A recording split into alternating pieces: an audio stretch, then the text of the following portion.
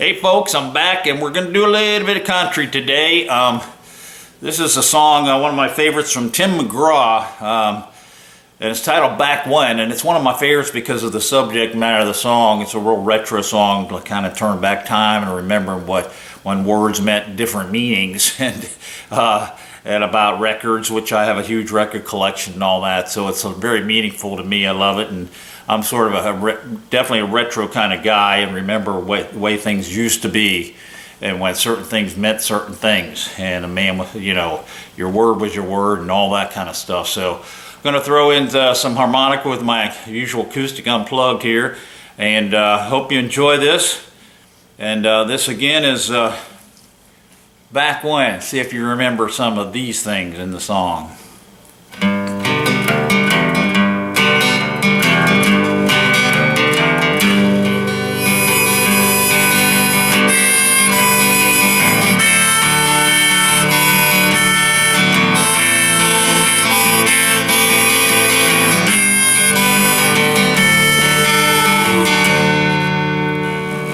Don't you remember the fizz and a pepper, peanuts in a bottle, a 10, 2, and 4, a fried bologna sandwich, mayo and tomatoes, sitting around the table. Don't have much anymore. We got too complicated and it's overrated. I like the old and outdated way of life back when a hoe was a hoe, a coke was a coke.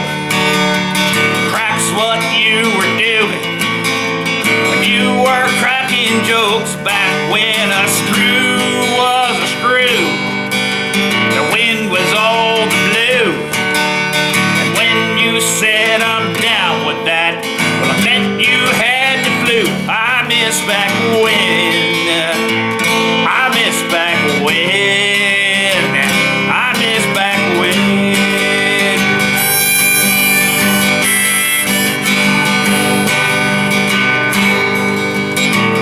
I love my records, black shiny vinyl, clicks and pops and white noise.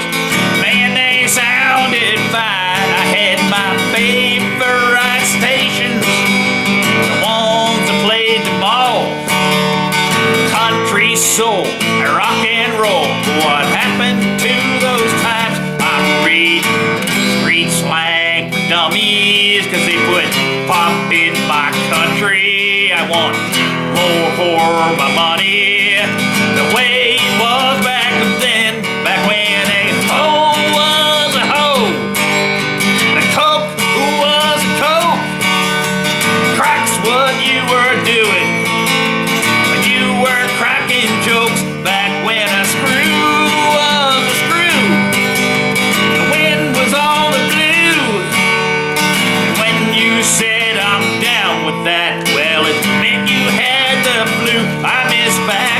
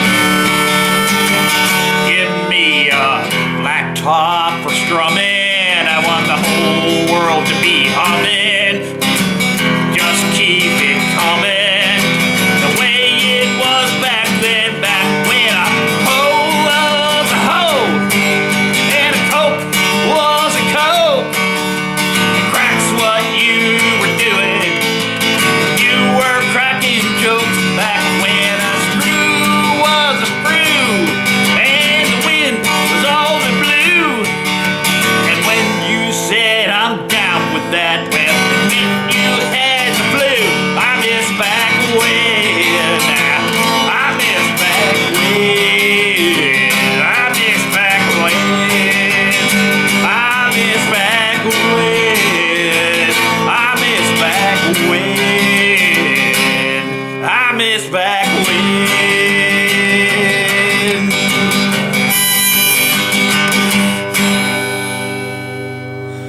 Hey, isn't that kind of a fun song, huh? Bring back some memories, huh?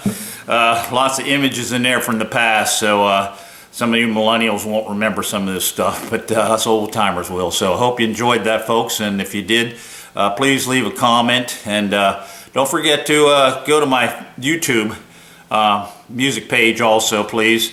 You'll find me there and a whole list of songs. It's easier to find on Facebook, and I also appreciate if you leave a comment on YouTube because it helps my exposure on there. So till next time, folks, thanks for tuning in and listening to these old songs you never hear on the radio anymore.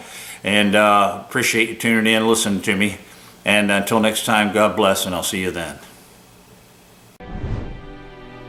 The time was 1957. The handsome king of rock and roll, Elvis Presley. Rock and roll was new, and Elvis was the king. Gasoline was cheap, 25 cents a gallon, and it was pumped for you by uniformed attendants. But of course, service without having to ask for it. Telephones had rotary dials, and when you needed to look up information, you didn't go online. You went to the library and looked through index cards. 7 million index cards fill the row on row of drawers that line the walls. It was a very different world than the one we live in today. And perhaps one of the biggest differences is that it was the early days of national television. Television was revolutionary, and it made it possible for America to show itself to itself and to the world. Television is most certainly here to stay. Everything presented on TV looked different than shows look today, and quite often the people appearing on TV looked by today's standards uncomfortable, and they were. Shows were live then, and TV cameras were huge. And remember, almost no one had ever been in front of a TV camera before.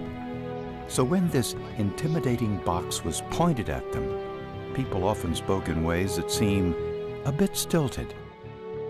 Our son Merritt took the course. He understands the rules and he follows them. It's tempting to chuckle and look at these people from the 1950s as uptight. The students like it, the parents like it, and best of all, it works. But don't let this fool you. Look behind their unease, and you will find that these people were ordinary American citizens just like us, who felt lucky to be living in what they felt were the best of times. And in many ways they were. As a nation, they had been through some very rough times. 10 years of the Great Depression, and 6 years of World War II, where tens of millions had died, and much of Europe and Asia were destroyed. Now, post-war Americans felt that it was finally their time to settle down, to live what was called the good life. For most Americans, the good life meant working toward living the American dream. Maybe a nice home in suburbia, and some nice kids, and a beer and a ball game on a Saturday afternoon. And we'll have the living room right in here, and the kitchen right here. And, oh, darling, it's going to be just perfect. The American dream. Owning a home. Because in a well-built house with adequate leisure, they can live and work as better Americans. And a car, or maybe two. An American car. We have a right to take pride in our cars. And modern appliances that their grandparents had never known. You can own your own home, complete with its own refrigerator, television set, and clothes dryer. Boy, here's real emancipation from old-fashioned chores. A refrigerator, washer and dryer, perhaps a dishwasher, and so much more. And all of this was possible because of our industrial and economic power, and because of what was commonly called better living through science. Inventors, engineers, and manufacturers continually offer us improvements. so we can have Ever greater progress in science and business that ensure a way of life that is physically gratifying and spiritually uplifting. Chemists have a lot to do with this, turning coal into everything from truck tires to sheer 90s. The world of science has given us some fabulous things. Materials which make fabrics more beautiful and easier to care for than natural ones. New and better stretch yarn for women's stockings. In the world of tomorrow, plastics will certainly call the tune.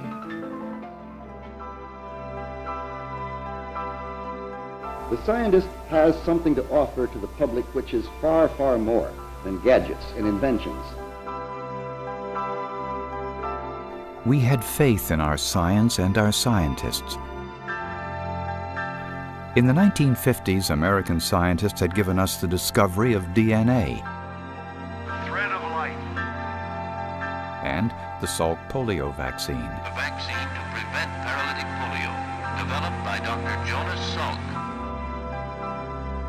And American engineers won high praise worldwide for our new American highway system with millions of miles of paved roads.